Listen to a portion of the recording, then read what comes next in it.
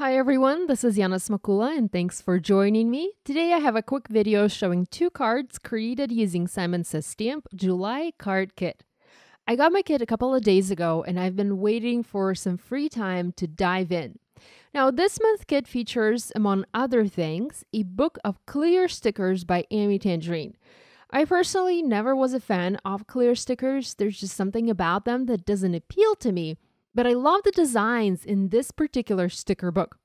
Now, I wanted to pop these stickers on my card, so I used a trick. I adhered my stickers onto white cardstock panel, and next I just cut them out with my scissors.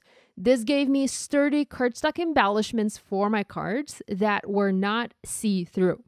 Here you can see me flipping through the sticker book, and there's a ton of stickers there that are super colorful. Some of them have foiling on them, and they're pretty cool for summer cards and scrapbook pages. Now, with this trick, you do have to cut your stickers out. And yes, this is an extra step, but if you pick not very detailed stickers, you should be able to cut them out no problem. Here, I'm cutting these watermelon slices, and it's super easy.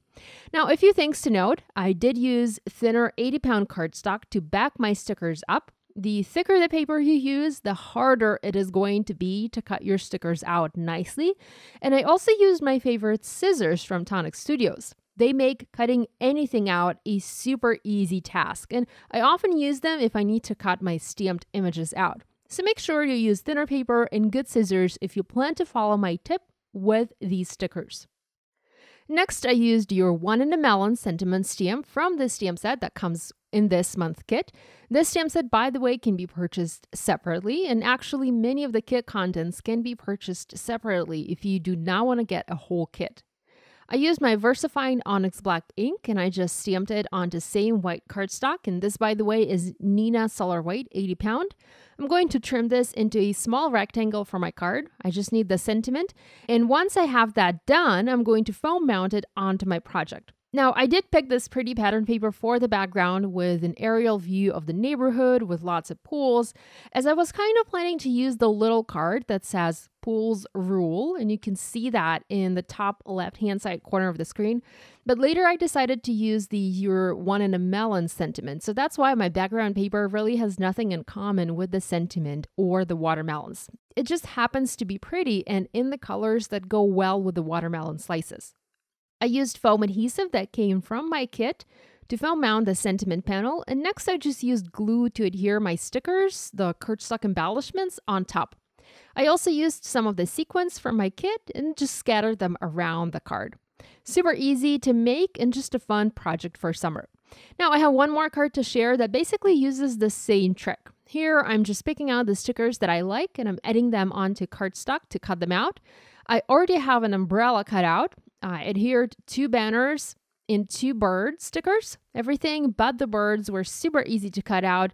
The birds had a bit more detail to them, especially the large bird, so they were a little harder to cut out with my scissors, but still not impossible to do. I used just the stickers to make this card along with some pattern paper, but I used only stickers for the sentiment. I picked the sunshine sticker and added it onto the light pink banner.